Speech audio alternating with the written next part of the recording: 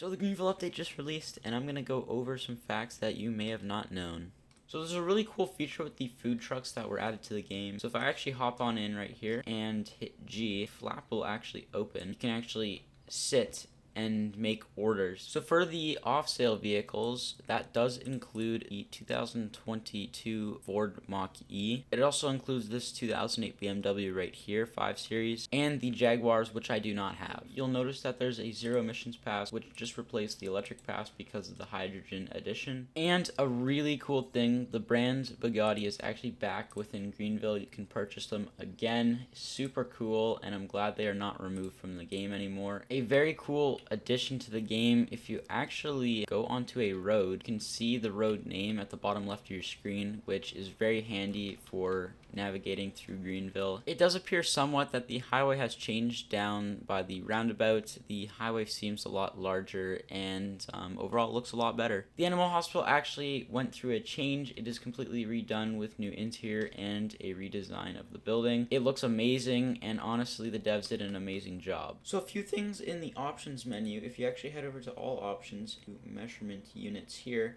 you can actually change what the measurement unit is when you're driving. Also in audio, you can actually turn down the engine, horn, siren, and tire sound, or turn them up to your liking. And under vehicle, automatic canceling turn signals is a really cool option basically. Basically, you have your turn signal on. When you make turn, it turns off automatically, which is so cool. If you actually head over to one of the Audis within game, it is now called an AutoWork instead of an Avantismo. I think that's how you say it. But yeah, basically it changed, and that's quite interesting. At Lake Greenville, near the teeter drop here, you can see that there's food trucks now, and you can actually access them by hitting Q. It'll prepare your order, and you'll have food in your inventory, which is really cool. Making your way under the water, you'll notice that there's actually a controller that lies at the bottom of the lake. I do not have a picture of it, but Rage2232 has it, and it was found on GVCN. The Twist got a update. The parking lot is a lot bigger, and the building, I think it got some additions to it, which is super cool. With the addition of hydrogen cars, there has to be a hydrogen pump, which there is, and it's located at Cenex, which they just plopped it like literally right at the back of it. I'm not 100% sure, but I'm pretty sure this building actually got completely redone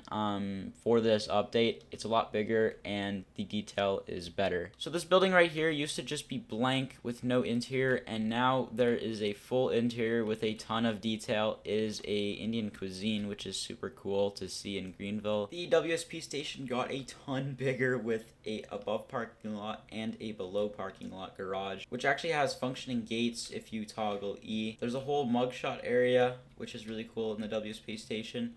And it looks like a 24-hour jail here too as well. This is a very cool one, but basically this special Mach-E right here, if you actually start it up, it's an electric car with engine sounds. This car in particular is quite special because it is the third beater that is a modern day beater that actually was added to the game, which there's a lot of cool details with red lights, and also the signal light doesn't work, the fog light doesn't work. It's got like a tinted one here too, and it's got some scratches, dents around it. Really cool, and it is a limited. If we actually head on over to the DMV, there are plate frames now available. There is branding, locations, patterns, and phrases, which are probably my favorite. If you join the WSP team, you will notice that the police cat is completely updated, and you can see what cars are on the road with a new picture. Oh, the people within game, and then you can see if they have any warrants, anything like that. Such a cool UI. That also goes for the DOT team as well. Also, that goes for the GVFD team. You have a new UI as well. If you're also wondering why the buildings have like no interior when you're driving by them, it's because there's a render distance restriction. It eliminates the amount of rendering the game has to process, so it makes your game lag less. Also, there's a select bunch of vehicles that cannot load assets right now, which is kind of a glitch, so be aware of that. Here's a perfect example. There's actually new fire particles, so the fires look a lot nicer. There's technically a new brand at the dealership. It's called Heen, and basically they are Hennessy vehicles, which they take regular vehicles and tune them out to have like insane horsepower. For example, this one has 700 horsepower for $102,000. They're just tuned out vehicles.